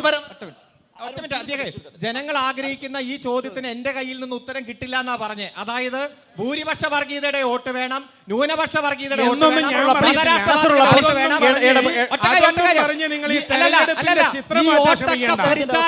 ഈ വോട്ടൊക്കെ പിടിച്ചാലും നിലമ്പൂര് നിങ്ങൾ ജയിക്കില്ലെന്ന് 100% ഉറപ്പ്. അത് ഞങ്ങൾ പാലക്കാട് ചോദ്യം നിങ്ങളോട് എറണാകുളത്ത് ചോദ്യം യുഡിഎഫിനോട് ആണോ? UDF-ന്റെ പ്രതിനിധി ഇപ്പൊ പറഞ്ഞു, ചോദിച്ചോളൂ, വേഗം ചോദിച്ചോളൂ. ആര്യാടൻ ഉഴുതു മറിച്ച മണ്ണാണ് ഈ നിലമ്പൂർ എന്നുള്ളത്. കരുളായിലാണ് ഈ ചർച്ച നടക്കുന്നത്. കരുളായി പ്രദേശത്ത് നിന്ന് ആര്യാടൻ മുഹമ്മദ് ജയിക്കുമ്പോൾ ഏറ്റവും കൂടുതൽ ഭൂരിപക്ഷം കൊടുത്തിരുന്നു UDF-ന്. ആ കരുളായി ഗ്രാമപഞ്ചായത്തിനകത്ത് ഏത് റോഡാണ് ഇപ്പൊ റോഡ്? ഞാനൊക്കെ ഒരു ഓട്ടോ തൊഴിലാളിയാണ്, ഒരുപാട് ഓട്ടോ തൊഴിലാളികളുണ്ട്. ഈ ആര്യാടന്റെ വികസനം കൊണ്ടുവന്നു എന്ന് പറയുന്നുണ്ട്. ഒരു റോഡ്, ഏതൊരു റോഡാണ് റബ്ബറൈസർ ചെയ്തതെന്നുള്ളത് ഇവിടെ പറയാൻ സന്നദ്ധമുണ്ടെങ്കിൽ ഏത് റോഡാണ്? കരുളായിൽ ഗ്രാമപഞ്ചായത്തിലൂടെ പോണ ഏത് റോഡാണ് ആര്യാടൻ മുഹമ്മദ് റബ്ബറൈസർ എന്ന് പറഞ്ഞാൽ മതി. വികസനം ചോദിക്കുന്നത്. അപ്പൊ ഞാൻ ചോദിക്കട്ടെ, അതിനുശേഷമുള്ള കാലത്ത് കരുളായിയുടെ വികസനവുമായി ബന്ധപ്പെട്ട അഭിപ്രായം ഉണ്ടോ? അതിനുശേഷം 9 ഈ റബ്ബറൈസർ എന്ന് പറയുന്നത് നാട്ടുകാരല്ല. റബ്ബറൈസർ എന്ന് പറയുന്നത് 9 കൊല്ലം കൊണ്ട് കണ്ടുപിടിച്ചതല്ല. 9 കൊല്ലം കൊണ്ട് ഈ കരുളായി ഗ്രാമപഞ്ചായത്തിനകത്ത് ബന്ധിപ്പിക്കുന്ന എടക്കരക്കായാലും മൂത്തോടത്തേക്കായാലും നിലമ്പൂർക്കായാലും ഏതൊരു യാത്രക്കാരന് പോകാനും റോഡിന്റെ വികസനം കൊണ്ടുവന്നത് ഇടതുപക്ഷമാണ്, ആര്യാടനല്ല. അത് ഈ നാട്ടിലെ ആളുകൾക്ക് അറിയാം. ആശുപത്രി ആവട്ടെ, കരുളായി ഒരു നാടിന് റോഡ് മാത്രം മതി അല്ല, ആശുപത്രി വേണം. കരുളായി ഗവൺമെന്റ് ആശുപത്രി ആര്യാടനുള്ള സമയത്ത് പട്ടി വെച്ചെടുക്കായിരുന്നു. ഇന്ന് കാല് കഴുകാതെ ആശുപത്രി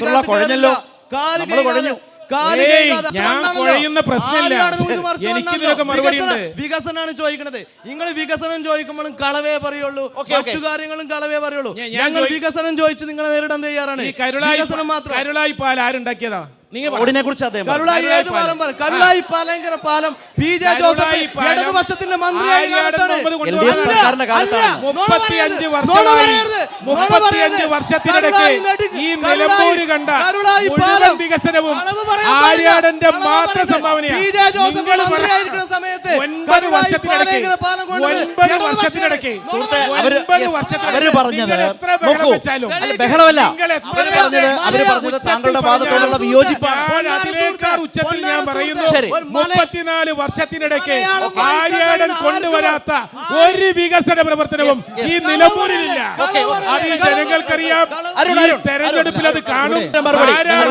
ജനകീയമായ വിഷയങ്ങൾ ഉയർത്തിപ്പിടിച്ച് തെരഞ്ഞെടുപ്പ് രംഗത്തേക്ക് വന്നതും വികസനങ്ങൾ കൊണ്ടുവന്നതും സായിപ്പിന്റെ കാലം തൊട്ടുള്ള വികസനത്തിന് ഒന്ന് പിടിച്ചു നിൽക്കാൻ വേണ്ടി ഉമ്മൻചാണ്ടിയുടെ കാലോ AK ആന്റണിയുടെ കാലോ കണ്ണോത്ത് കരുണാകരന്റെ കാലോ ഒക്കെ പറ. സായിപ്പിന്റെ കാലത്തെ മുഴുവൻ കോൺഗ്രസ് കൊണ്ടുവന്നൊക്കെ പറഞ്ഞാൽ ഞാനല്ല പറഞ്ഞത്, ഈ സുഹൃത്താ പറഞ്ഞത്. നിങ്ങളല്ല കൊണ്ടുവന്നത്, ഞാൻ പറഞ്ഞിട്ടില്ല. താങ്കളെ ഞാൻ സായിപ്പിന്റെ ഞാൻ ഒരു പറയാം. കാര്യം പറഞ്ഞിട്ടില്ല. പറയാം. ഞാൻ ആര്യാടന്റെ കൊണ്ടുവന്നു ആര്യാടന്റെ അക്കൗണ്ടിൽ പെടുത്തിയപ്പോൾ അവര് പറഞ്ഞു ആര്യാടന്റെതല്ല സായിപ്പിന്റെ കാലത്ത്. ഇതാണ് വന്ന സംഭവം. അരുൺ ഉമ്മൻചാണ്ടിയുടെ കാലത്ത് ദേശീയപാത ഒരിക്കലും കേരളത്തിൽ നടക്കില്ല എന്ന് പറഞ്ഞ് പരിപാടി ഉപേക്ഷിച്ചു. ആ ഉദ്യോഗസ്ഥന്മാരൊക്കെ തിരിച്ചുപോയി. ആ തിരിച്ചുപോയ ഉദ്യോഗസ്ഥന്മാരെ ഡൽഹിയിൽ തിരിച്ചു കൊണ്ടുവന്ന് 5580 കോടി രൂപ സംസ്ഥാന ഖജനാവിൽ നിന്ന് കൊടുത്ത് ഭൂമി ഏറ്റെടുത്ത് ആ ദേശീയപാതയുടെ പണി യുദ്ധകാല അടിസ്ഥാനത്തിൽ പുരോഗമിക്കുന്നു കേരളത്തിൽ. നസ്രുള്ളക്ക് അറിയാമോ?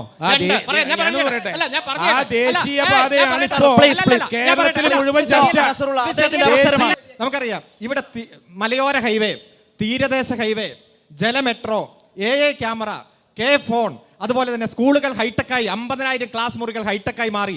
എല്ലാ ആശുപത്രികളും അത്യാധുനിക സൗകര്യം. തൊട്ടടുത്തല്ലേ തിരൂര് കഴിഞ്ഞ ആഴ്ച ഉദ്ഘാടനം ചെയ്തൊരു ഹോസ്പിറ്റലൊക്കെ ഉണ്ട്, 7 നിലയുള്ള എല്ലാ അത്യാധുനിക സൗകര്യങ്ങളുള്ള. അതുപോലെ മാനവ വിഭവ സൂചിക, സുസ്ഥിര വികസന സൂചികയിൽ 1ാമതെത്തിയ സംസ്ഥാനം.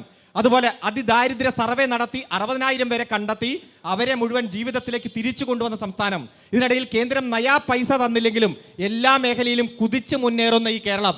ഈ വിഷയം ഏതെങ്കിലും ഈ തെരഞ്ഞെടുപ്പിൽ ചർച്ചാ വിഷയമാക്കാൻ നിങ്ങൾ തയ്യാറായിട്ടില്ല. കാരണം നിങ്ങൾ തയ്യാറാകില്ല. വാക്ക് കൃത്യമായി പറയും, ആ വാക്ക് പ്രവൃത്തിയിൽ കാണിക്കും. അത് പ്രോഗ്രസ് റിപ്പോർട്ടായി ജനങ്ങൾക്ക് കൊടുക്കും. ഈ തെരഞ്ഞെടുപ്പ് പ്രഖ്യാപിക്കുന്നതിന് ഒരാഴ്ച മുമ്പേ ഞങ്ങൾ പ്രോഗ്രസ് റിപ്പോർട്ട് കൊടുത്തു. എന്താ ജനങ്ങൾക്ക്? 900 കാര്യങ്ങളാണ് 2021 തെരഞ്ഞെടുപ്പിൽ ജനങ്ങൾക്ക് മുന്നിൽ പ്രകടന പത്രികയിലൂടെ അവതരിപ്പിച്ചത്. അതിൽ 750 കാര്യങ്ങൾ പൂർത്തീകരിച്ചു. ജനങ്ങൾ ചർച്ച ചെയ്യട്ടെ. ഈ തെരഞ്ഞെടുപ്പ് സമയത്ത് മാധ്യമങ്ങൾ ചർച്ച ചെയ്യട്ടെ. എന്താണ് LDF പറഞ്ഞത്, എന്താണ് LDF ചെയ്തുകൊണ്ടിരിക്കുന്നത്? ഒറ്റ കാര്യം, 9 വർഷം മുമ്പല്ല, 2 വർഷം മുമ്പ് വ്യവസായ സംരംഭകരെ ആകർഷിക്കുന്ന കാര്യത്തിൽ നമ്മൾ 28ാം സ്ഥാനത്തായിരുന്നു, രാജ്യത്ത് ഏറ്റവും പുറകിൽ. ഇപ്പോൾ ഈസ് ഓഫ് ഡൂയിങ് ബിസിനസ്സിൽ നമ്മൾ ഒന്നാമത്. ഉന്നത വിദ്യാഭ്യാസ രംഗത്ത് നമ്മൾ ഏറ്റവും പിറകിലായിരുന്നു. ഇന്ന് ഈ ഇന്ത്യയിലെ ഏറ്റവും പ്രധാനപ്പെട്ട 15 സർവകലാശാല എടുത്താൽ അതിൽ 4 ഈ കൊച്ചു കേരളത്തിലാ. ഏറ്റവും പ്രധാനപ്പെട്ട 100 കോളേജ് എടുത്താൽ ഭൂരിഭാഗം കോളേജ് ഈ കൊച്ചു കേരളത്തിലാ. ഈ ലോകത്ത് തന്നെ രാജ്യങ്ങൾ എടുത്താൽ 64 രാജ്യങ്ങളിലെ കുട്ടികളാണ് ഈ MG യൂണിവേഴ്സിറ്റിയിൽ കഴിഞ്ഞ വർഷം അഡ്മിഷൻ എടുത്തിരിക്കുന്നത്. ഉന്നത വിദ്യാഭ്യാസ രംഗത്തും ബിസിനസ്സിലും എല്ലാം കുതിച്ചു മുന്നേറി വിജ്ഞാന സമൂഹമായി ഈ കേരളം കുതിച്ചു മുന്നേറി. ചില വിഷയങ്ങളിലെ കൂടി വേഗത്തിൽ പോകണമല്ലോ. ഈ മണ്ഡലത്തിന്റെ അടക്കം MP ആണ് പ്രിയങ്ക ഗാന്ധി.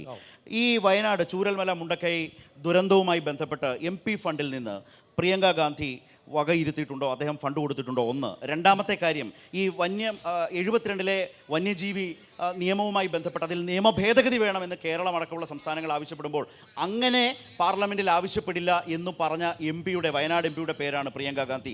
ഈ വിഷയങ്ങൾ ചർച്ച ചെയ്താൽ എന്ത് ജനങ്ങളോട് UDF പറയും? ഞാനൊന്ന് അരുൺ പറഞ്ഞതിലേക്ക് ഞാനൊന്ന് വരട്ടെ. അരുൺ വിദ്യാഭ്യാസ രംഗത്തെ കേരളത്തിൻ്റെ ഭയങ്കര അഭൂതപൂർവമായ വളർച്ചയെ പറ്റി പറഞ്ഞു. ഇന്നും കേരളത്തിൽ ബഹുഭൂരിപക്ഷം വിദ്യാർത്ഥികളും ഉന്നത വിദ്യാഭ്യാസം നേടാൻ ആഗ്രഹിക്കുന്നത് കേരളത്തിന് പുറത്തും ഇന്ത്യക്ക് പുറത്തുമാണ്. അവരങ്ങോട്ട് പോയിക്കൊണ്ടിരിക്കുകയാണ്. ഇന്നലെ വരെ ഞാൻ പറഞ്ഞിട്ട് പറയാം, ഞാൻ നിങ്ങളോട് സംസാരിക്കാനല്ലോ വന്നത്. ഇന്നലെ വരെ സ്വകാര്യ വിദ്യാഭ്യാസ മേഖലയെയും സ്വകാര്യ വിദ്യാഭ്യാസ നയത്തെയും ഞാൻ പറയട്ടെ അരുണേ, ഉന്നത വിദ്യാഭ്യാസ രംഗത്ത് സ്വകാര്യ പങ്കാളിത്തം കൊണ്ടുവരണമെന്ന് പറഞ്ഞപ്പോൾ ശക്തമായിട്ട് സമരം നടത്തിയവർ സ്വകാര്യ യൂണിവേഴ്സിറ്റി കേരളത്തിലേക്ക് കൊണ്ടുവരിക.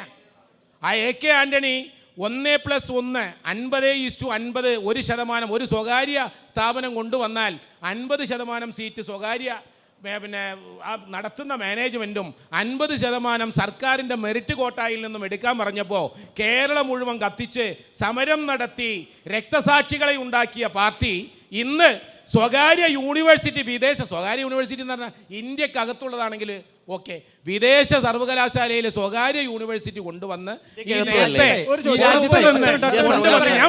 സ്വകാര്യ വിദ്യാഭ്യാസ മേഖലയിൽ കൊണ്ടുവരികയാണ്. പിന്നെ വികസനങ്ങളുടെ എണ്ണം പറഞ്ഞു, നാഷണൽ ഹൈവേയെ പറ്റി പറഞ്ഞു. നാഷണൽ ഹൈവേയെ പിതൃത്വം ഏറ്റെടുക്കാൻ 2-3 മാസമായിട്ട് ആരുമില്ല. 580 കോടി രൂപ ഓരോ ഞാൻ പറയട്ടെ, ഓരോ ദിവസവും പൊതുമരാമത്ത് വകുപ്പ് മന്ത്രി റോഡിൽ ഇറങ്ങിയിട്ട് മൊബൈലിൽ പറയുന്നത് കണ്ടില്ലേ?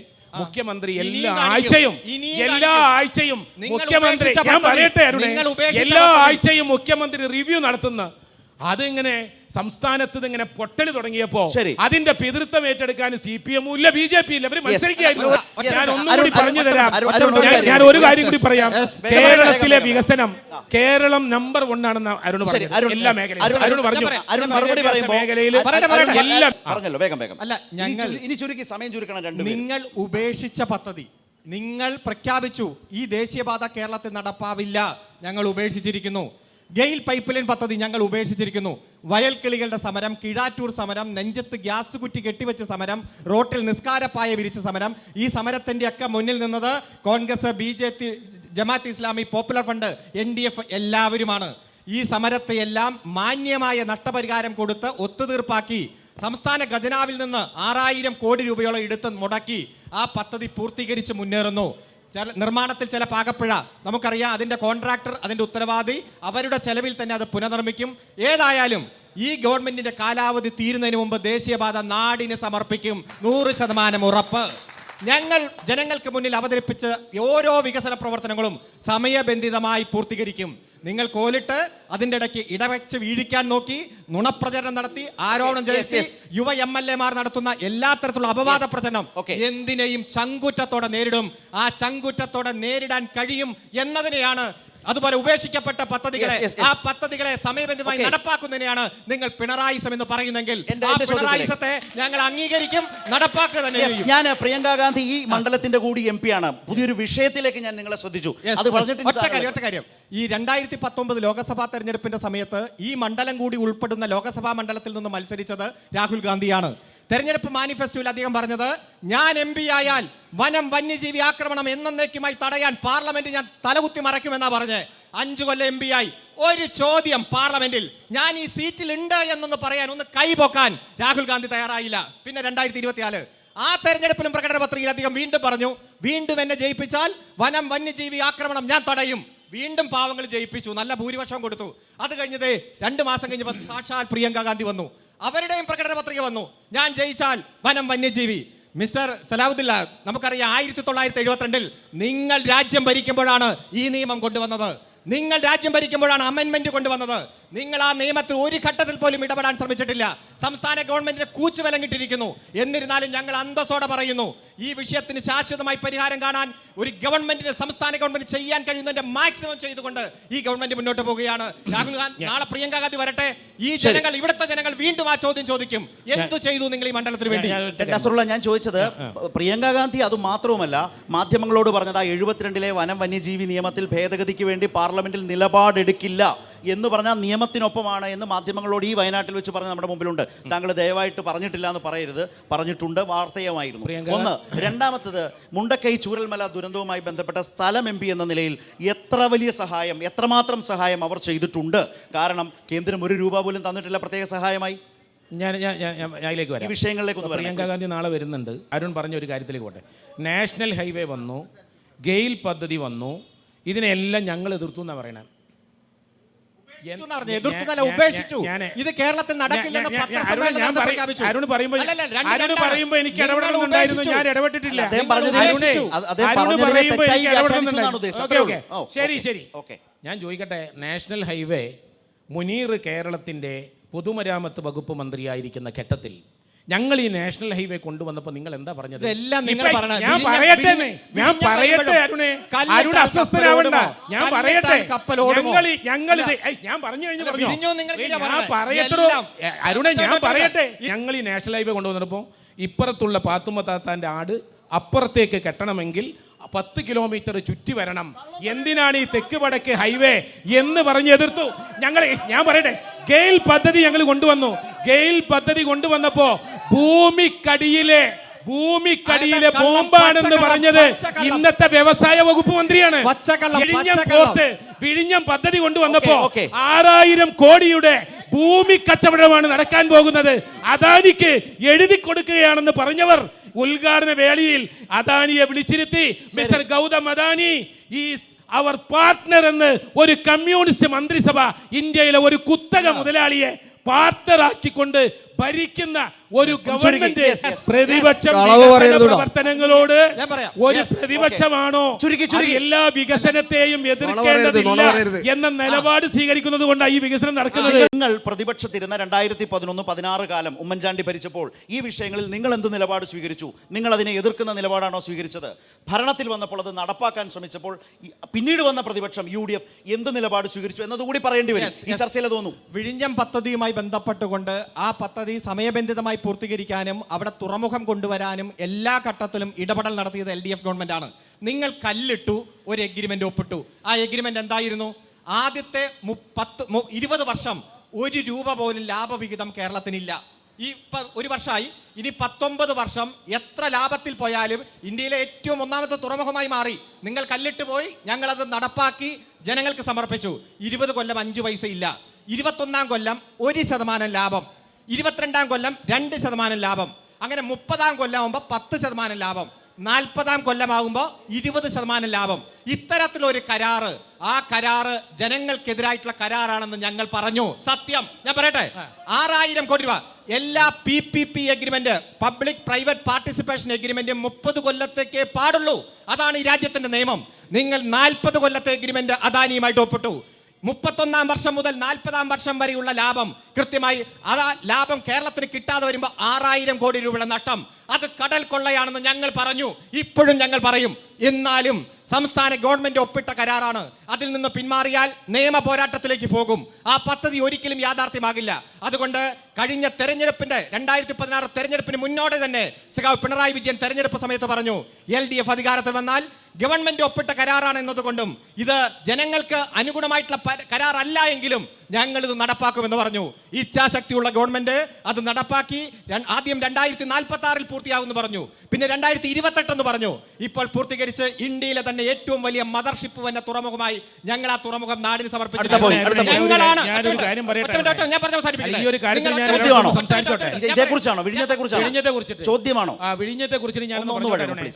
വിഴിഞ്ഞം പദ്ധതിക്ക് ആദ്യമായിട്ട് ടെൻഡർ ക്ഷണിച്ചപ്പോൾ ആരും എടുത്തില്ല. രണ്ടാമതും ടെൻഡർ ക്ഷണിച്ചപ്പോൾ അതെടുക്കാൻ അദാനിയെ കൊണ്ട് നിർബന്ധിച്ച് കൊണ്ടുവന്ന് ഇതെടുത്ത് MOU ഒപ്പുവെച്ച് കരാറ് വെച്ച് ആ സൈറ്റിൽ ബോർഡ് തൂക്കി കൗണ്ട് ഡൗൺ എന്ന് തുടങ്ങുന്ന ഓരോ ദിവസം കൊണ്ടുവരിക, തറക്കല്ലിടുക മാത്രമല്ല മുഖ്യമന്ത്രിയുടെ പേര് ഉമ്മൻചാണ്ടി അല്ല. ആയിക്കോട്ടെ, വിഴിഞ്ഞം പദ്ധതിയുടെ കരാറുമായി ബന്ധപ്പെട്ടുകൊണ്ട് ഇതിനു മുമ്പും കരാറുണ്ടായിരുന്നു. അന്നും കരാർ എടുത്തിരിക്കുന്ന കമ്പനി ചൈനീസ് കമ്പനിയാണെന്നും പറഞ്ഞ് അതിന്റെ അനുവാദം നിഷേധിച്ചത് കോൺഗ്രസ് ഭരിക്കുന്ന ഗവൺമെന്റ് ആണ്. 2019 ആയപ്പോൾ പാരിസ്ഥിതിക ആഘാത പഠനത്തിന്റെ പേരിൽ വീണ്ടും അനുവാദം നിഷേധിച്ച് കോൺഗ്രസ് ആണ്. ഞാൻ ഒന്ന് ചോദിച്ചോട്ടെ, ഈ കണ്ണൂർ വിമാനത്താവളം ദിവസം കൊണ്ട് പരിസ്ഥിതി മന്ത്രിയെ ജയറാം രമേശിനെ സംസ്ഥാനത്ത് കൊണ്ടുവന്ന് 24 മണിക്കൂർ കൊണ്ട് പാരിസ്ഥിതിക അനുമതി ഒപ്പിടിച്ച മുഖ്യമന്ത്രിയുടെ പേര് ഉമ്മൻചാണ്ടി, ഗവൺമെന്റിന്റെ പേര് UDF എന്നാണ്. കണ്ണൂര് പശുവിനെ കെട്ടുന്ന പറമ്പ് കാണിച്ചിട്ട് ഇതാണ് വിമാനത്താവളം ഭാവിയിൽ വരാൻ പോകുന്നതെന്ന് കാണിച്ച് എയർഫോഴ്സിന്റെ ഒരു ചട വിമാനം കൊണ്ടുവന്ന് വന്ന് ഇറക്കി ഉദ്ഘാടനം ചെയ്തത് UDF ഉമ്മൻചാണ്ടി. ഞാൻ വരുന്നത് എറണാകുളത്തുനിന്ന്. അവിടെ യാർഡിൽ കിടക്കുന്ന മെട്രോയുടെ ഒരു ചെറിയ ബോഗി ഓടിച്ചിട്ട് ഇതാണ് ഭാവിയിലെ കൊച്ചി മെട്രോ എന്ന് പറഞ്ഞ് ഉദ്ഘാടനം നടത്തി തെരഞ്ഞെടുപ്പിന് മുമ്പ് പോയവർ നിങ്ങൾ. അങ്ങനെ കല്ലിട്ടും അതുപോലെ വികസന പ്രവർത്തനങ്ങളുടെ ഒരു പരിധിയിലേക്ക് ഒട്ടും പോകാതെ ഈ നാടിനെ വഞ്ചിച്ചവരാണ് നിങ്ങൾ. ഞങ്ങൾ വാക്കുപാലിച്ച് വികസന പ്രവർത്തനങ്ങൾ നാടിന് സമർപ്പിക്കുമ്പോൾ നിങ്ങൾ പറയും ഉമ്മൻചാണ്ടിയാണ്, AK ആന്റണിയാണ്, കണ്ണോത്ത് കരുണാകരനാണ്. ആയിക്കോട്ടെ, ജനങ്ങൾക്കറിയാം ആരാണ് വികസന പ്രവർത്തനങ്ങൾ സമയബന്ധിതമായി പൂർത്തീകരിക്കുന്നത്. ഒരു ചോദ്യം കൂടി എനിക്കുണ്ട്. അതായത് നിങ്ങൾ പ്രതിപക്ഷത്തിരിക്കുമ്പോൾ തുടർച്ചയായി പ്രതിപക്ഷത്താണ്, പ്രതിപക്ഷ നേതാവ് മാറി, രമേശ് ചെന്നിത്തല മാറി, VD സതീശൻ, ഈ കാലയളവിൽ ഈ സർക്കാരിനെതിരെ മന്ത്രിമാർക്കെതിരെ ഉന്നയിച്ച ആരോപണങ്ങൾ, അഴിമതി ആരോപണങ്ങളിൽ നിലനിൽക്കാൻ പ്രതിപക്ഷത്തിനായോ? കോടതിയിൽ പോയി സർക്കാരിനെതിരെ പരാമർശം വാങ്ങിക്കാനായോ? ഒരു അന്വേഷണത്തിൻ്റെ കോർട്ട് ഓർഡർ വാങ്ങിക്കാനായോ? നിരന്തരം മാത്യു കുഴൽനാടനടക്കം പരാജയപ്പെട്ടില്ലേ? പ്രതിപക്ഷത്തിന് മന്ത്രിമാർക്കെതിരെ പോലും ഒരു അഴിമതി ആരോപണം ഉന്നയിച്ച് അത് വസ്തുതാപരമായി മുന്നോട്ട് കൊണ്ടുപോകാൻ നാളിതുവരെ കഴിയാത്ത നാടല്ലേ കേരളം? മറുപടി മറുപടി ആരോണ് പറഞ്ഞൊരു കാര്യത്തിലേക്ക്, നിങ്ങൾ ഒരു കാര്യം, ഒരു യാഥാർത്ഥ്യം, ഇവിടുത്തെ ജനങ്ങൾ പഴയ പോലെയല്ല. ജനങ്ങൾ കുറച്ച് ബോധത്തോടു കൂടി കാണുന്നവരാണ് എന്നാണ് എനിക്ക് പറയാനുള്ളത്. ഇവിടെ നടക്കുന്ന വികസന പ്രവർത്തനങ്ങൾ, ഈ നാട്ടിൽ നടന്ന നിങ്ങൾ പറഞ്ഞു, നിങ്ങൾ പറഞ്ഞു ഈ എറണാകുളത്ത് നിന്നാണ് വരുന്നത്. കൊച്ചി മെട്രോ പൂർത്തീകരിച്ചിട്ടില്ല, 1ാം ഘട്ടം പൂർത്തീകരിച്ചതാ UDF. അത് തുടർ പദ്ധതിയാണ്, തുടർ പ്രോജക്റ്റ് ആണ്, നടന്നുകൊണ്ടിരിക്കുക. ഞങ്ങള് 1ാം ഘട്ടം അതൊക്കെ പൂർത്തീകരിച്ച് തൃപ്പൂണിത്തുറയിലേക്ക് എത്തിച്ചത് കഴിഞ്ഞ വർഷം. എറണാകുളത്ത് അന്താരാഷ്ട്ര വിമാനം താവളം ഉണ്ടാക്കാൻ എന്റെ നെഞ്ചത്തോട്ട് വിമാനം ഇറക്കണം എന്ന് പറഞ്ഞ യശ് ശർമ്മ ആ സൊസൈറ്റിയുടെ വൈസ് ചെയർമാനായ ചരിത്രം അരുണെ മറക്കാൻ കേരളത്തിൽ ഞങ്ങളിത് വളരെ ധൈര്യപൂർവ്വം പറയുന്നു. ഈ നിലമ്പൂർ ഉപതെരഞ്ഞെടുപ്പ് പ്രതിപക്ഷത്തിന്റെ പ്രവർത്തനങ്ങൾക്കുള്ള Yes, നല്ല ഒരു point ആണ്. അംഗീകാരമാവട്ടെ, Yes. പ്രതിപക്ഷത്തിന്റെ പ്രവർത്തനങ്ങളെ വിലയിരുത്തലാവട്ടെ എന്ന് ഞാൻ പറയുന്നു. അരുണ് പറയട്ടെ, yes. ഈ ഉപതെരഞ്ഞെടുപ്പ് ഗവൺമെന്റിന്റെ വിലയിരുത്തലാകുമെന്ന് അരുണ് പറയട്ടെ. ഞാൻ ഞാൻ പറയുന്നത് ക്രിയാത്മകമായി ചുരുക്കി. കഴിഞ്ഞ 9 വർഷം Okay. ഞങ്ങൾ ഉയർത്തിക്കൊണ്ടുവന്ന ആ. ഈ ഗവൺമെന്റിനെതിരെയുള്ള ആരോപണങ്ങൾ ഏതെങ്കിലും ഒരു കോടതിയുടെയോ ഏതെങ്കിലും ഒരു അന്വേഷണ ഏജൻസികളുടെയോ അന്തിമമായ വിധികൾ വരുന്നതിന് മുമ്പ് ഏതെങ്കിലും കോടതികളോ അന്വേഷണ ഏജൻസികളോ ഈ ഞങ്ങൾ ഉയർത്തിയ ആരോപണങ്ങൾക്കെതിരെ എന്തെങ്കിലും പറഞ്ഞാൽ അത് ശാശ്വതമായ ഒരു വിധിയല്ല, അതിനപ്പുറത്തേക്കും നിയമപരമായ പോരാട്ടം ഞങ്ങൾ നടത്തിക്കൊണ്ടേയിരിക്കുകയാണ്. നിങ്ങൾ ഉയർത്തിപ്പിടിച്ച് 1 സ്വർണ്ണക്കള്ളക്കടത്ത്, 2 ബിരിയാണി ചെമ്പിൽ സ്വർണം കടത്തി, 3 ഈന്തപ്പഴത്തിന്റെ കുരുവിന്റെ രൂപത്തിൽ സ്വർണം കടത്തി, 4 ഖുറാന്റെ ഉള്ളിൽ വെച്ച് സ്വർണം നടത്തി, 5 ലൈഫ് പദ്ധതിയിൽ കോടികളുടെ അഴിമതി, 6 കരിവണ്ണൂർ ബാങ്കുമായിട്ട് അഴിമതി, അതുപോലെ തന്നെ ജലമെട്രോയിൽ അഴിമതി, AI ക്യാമറയിൽ അഴിമതി, അതുപോലെ തന്നെ നിരവധി അഴിമതി കേസുകൾ നിങ്ങൾ ഉന്നയിച്ചു. ഏതാണ് കേരളത്തിന്റെ പൊതുസമൂഹത്തിലും കോടതികളിൽ നിങ്ങൾ പോയപ്പോൾ it is not a public interest litigation, it is a publicity interest litigation. ഏത് പബ്ലിസിറ്റിക്ക് വേണ്ടി വന്നതെന്ന് പറഞ്ഞ് ആക്ഷേപിച്ച് VD സതീശന്റെ ചെവിക്ക് പിടിച്ച് പുറത്താക്കി കോടതി. അതിനുശേഷം ഹൈക്കോടതി ഇന്ന് കണ്ടാൽ അദ്ദേഹം എണീക്കും. അതുകൊണ്ട് പ്രിയപ്പെട്ടവരെ, ഒരൊറ്റ ആരോപണം നിങ്ങൾ ഉന്നയിച്ചിട്ട് അത് ശരിവെക്കുന്ന സാഹചര്യം ഉണ്ടായില്ല. 2016 91 സീറ്റ് ഞങ്ങൾക്ക്, 2021 അത് 99 സീറ്റായി, 45.3% വോട്ടായി. ഇനിയിപ്പോ 2025-26 വരും, ഞങ്ങൾ 100-ലധികം സീറ്റായി 3ാം പിണറായി സർക്കാർ, 3ാം LDF സർക്കാർ കേരളത്തിൽ അധികാരത്തിൽ വരുന്നതിലേക്ക് മാറുക. പിന്നെ പ്രതിപക്ഷം കേരളത്തിന്റെ സമൂഹത്തിൽ ഇത്രയും വലിയ ഒറ്റുകാരായി. കേരളം എന്ന പേര് കേട്ടാൽ അഭിമാനപൂരിതമാകണം. നമുക്കറിയാം കേരളത്തിന്റെ പേര് കേട്ടാൽ എത്ര ആവേശത്തോടെയാണ്. ചൂരൽമല മുണ്ടക്കൈ, ഈ കേരളത്തിന് നയാ പൈസ വേണമെന്ന് നിങ്ങൾ ആവശ്യപ്പെട്ടോ? കേരളം ഒരു വിദേശ സഹായം ചോദിച്ചു ആ വെള്ളപ്പൊക്കത്തിന്റെ സമയത്ത്, നമുക്ക് തന്നില്ല. മഹാരാഷ്ട്രയ്ക്ക് കൊടുത്തു, ഒരക്ഷരം നിങ്ങൾ ഉരിയാടിയോ? അതുപോലെ തന്നെ ഇപ്പോൾ ഇന്നലെ ഹൈക്കോടതി ചോദിച്ചു, സെക്ഷൻ 13 പ്രകാരം ബാങ്ക് വായ്പകൾ ദുരന്തം അനുഭവിക്കുന്നവർക്ക് കൊടുക്കണം. ഒരക്ഷരം നിങ്ങൾ ഇതുവരെ ചോദിച്ചു? ഈ കേരളത്തിന് വേണ്ടി ഒരു അക്ഷരം ഉരിയാട്ടിയിട്ടില്ല. അതിന് ജനങ്ങൾ കൃത്യമായി തരും. നസറുള്ള, നിങ്ങൾ പറഞ്ഞോളൂ. എന്റെ അവസാനത്തെ ചോദ്യം, ഇതിനകത്ത് ഈ ഉപതെരഞ്ഞെടുപ്പ് നിങ്ങളെ സംബന്ധിച്ച് LDF-നേക്കാൾ വലിയ വെല്ലുവിളിയാണ്. കാരണം ഇത് നിങ്ങളെ സംബന്ധിച്ച് നിങ്ങൾ രാഷ്ട്രീയമായി ചിന്തിക്കുന്നതല്ല, ലാസ്റ്റ് ബസ്സാണ്. ഈ ബസ്സും വിട്ടുപോയാൽ അടുത്ത പൊതുതെരഞ്ഞെടുപ്പിൽ നിങ്ങൾ പൂർണ്ണമായും പ്രതിപക്ഷത്ത് തന്നെയാണെന്ന് ആളുകൾ ധരിക്കും, വിശ്വസിക്കും. ആ നിലയിലുള്ള ഒരു വെല്ലുവിളി അത് കൺക്ലൂഡ് ചെയ്യുന്ന നിങ്ങളുടെ സ്റ്റേറ്റ്മെന്റ് അറിയാൻ വേണ്ടിയാണ്. ഓക്കെ, ഞാനതിലേക്ക് വരാം. ഇപ്പൊ അരുണ് പറഞ്ഞ കുറച്ച് കാര്യങ്ങളുണ്ട്. അരുണ് പറഞ്ഞപ്പം AI ക്യാമറകൾ എവിടെയാ അതുള്ളത്? AI ക്യാമറ ഇപ്പൊ എവിടെയാണ്? 125 കേന്ദ്രങ്ങളുണ്ട്. എവിടെയും AI ക്യാമറ ഇപ്പൊ വർക്ക് ചെയ്യുന്നില്ല. കാരണം അത് പ്രവർത്തിക്കേണ്ട പൊതുമേഖലാ സ്ഥാപനത്തിന് പണം കൊടുക്കാത്തത് മൂലം കെൽട്രോൺ അഭിമാനകരമായ സാമ്പത്തിക വളർച്ചയിലേക്ക് പോയി. ആന്ധ്ര അടക്കമുള്ള സംസ്ഥാനങ്ങൾ അവരുടെ സംഘത്തെ കൊണ്ടുവന്ന് നമ്മുടെ AI സംവിധാനത്തെ കുറിച്ച് പഠിക്കാൻ വാർത്തയാണ് പറഞ്ഞത്, രാഷ്ട്രീയമല്ല. അല്ല, ഇത് വാർത്തയായിരിക്കും. ഇപ്പോഴത്തെ സാമ്പത്തിക നില നമ്മുടെ സംസ്ഥാനത്തിന്റെ എന്താ? നമ്മൾ 1957 മുതൽ 2011 വരെ സംസ്ഥാനത്തിന്റെ വിവിധ മുഖ്യമന്ത്രിമാരും വിവിധ ഗവൺമെന്റുകളും വന്നിട്ട് 1,20,000 കോടി ഉണ്ടായിരുന്ന സാമ്പത്തിക ഇപ്പൊ കൊണ്ടുവന്നിരിക്കുന്നത് 6 ലക്ഷം കോടിയിലേക്കാണ്. നിങ്ങൾ പറയുന്നു വികസനമെല്ലാം ഉണ്ടെന്ന്. എന്തിനാ? കഴിഞ്ഞ സാമ്പത്തിക വർഷം സംസ്ഥാന പദ്ധതിയിൽ നിന്ന് 50% നിങ്ങൾ എന്തിനാ വെട്ടിക്കുറച്ചത്? പട്ടികജാതി വിഭാഗത്തിന്റെ പദ്ധതികൾ നിങ്ങൾ 50% പദ്ധതി കഴിഞ്ഞ മാർച്ച് 31 സാമ്പത്തിക വർഷം അവസാനിക്കുമ്പോൾ ഏറ്റവും വലിയ ബഡ്ജറ്റിലാണ് കേരളം ശരത്തെ ഒരു കാര്യം മനസ്സിലാക്കിയോ? ഈ സംസ്ഥാനത്ത് ഓരോ മാസവും ശമ്പളം കൊടുക്കാൻ കടമെടുക്കുന്ന ഒരു ഗവൺമെന്റായി ഈ ഗവൺമെന്റ് മാറിയില്ല.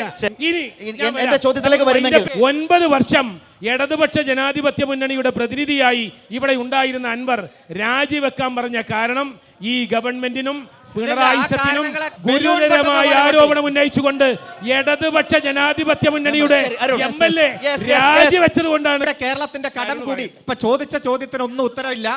അദ്ദേഹം അവസാനം പറഞ്ഞ കേരളത്തിന്റെ കടം കൂടി. മിസ്റ്റർ, കേരളത്തിന്റെ കടം കൂടുമ്പോൾ കേരളത്തിന്റെ സ്വത്ത് 4 ഇരട്ടിയായിട്ട് വർദ്ധിച്ചിട്ടുണ്ട്. ഇപ്പൊ BJP ഗവൺമെന്റ് വരുമ്പോൾ കൃത്യമായി 51 ലക്ഷം കോടിയായിരുന്നു കേന്ദ്രത്തിന്റെ കടം. അതിപ്പോൾ 250 ലക്ഷം കോടി, 4 ഇരട്ടിയായി. കേരളത്തിന്റെ കടം കൂടുമ്പോൾ 4 ഇരട്ടി സ്വത്ത് വർദ്ധിച്ചിട്ടുണ്ട്. ഇപ്പോൾ കേരളം എല്ലാ സാമ്പത്തിക പ്രശ്നങ്ങളെയും സ്വയം ഇവിടെ തന്നെ വരുമാനം ആർജിച്ച് നേരിട്ട് മുന്നോട്ട് പോകുന്ന കാഴ്ചയാണ് നാം കണ്ടുകൊണ്ടിരിക്കുന്നത്. അതുകൊണ്ട് ഒരു ഉദാഹരണം നമ്മൾ സാമ്പത്തിക ഭദ്രത നേടിയ ഒരു മേഖല പറഞ്ഞു. ഇപ്പൊ ഇവരുടെ ആശങ്ക എന്തെന്ന് വെച്ചാൽ ഈ കടം കൂടിയ അടുത്ത തവണ UDF അധികാരത്തിൽ വരുമ്പോൾ അവർ തിരിച്ചടക്കണം എന്നാണ്. പക്ഷെ നിങ്ങൾ അധികാരത്തിൽ വരില്ല, നിങ്ങൾക്ക് തിരിച്ചടക്കേണ്ടി വരില്ല. നിങ്ങൾ പ്രതിപക്ഷം, ആജീവനാന്ത പ്രതിപക്ഷം, അവിടെ തന്നെ ഇരുന്നോളി. നിങ്ങൾ ആജീവനാന്തം പ്രതിപക്ഷത്താണോ? രാഷ്ട്രീയ ചോദ്യം വെല്ലുവിളിയാണ്. എങ്ങനെ മറുപടി? നിങ്ങൾ ആജീവനാന്ത പ്രതിപക്ഷത്തേക്ക് LDF പറയുന്നു, മറുപടി എന്താ?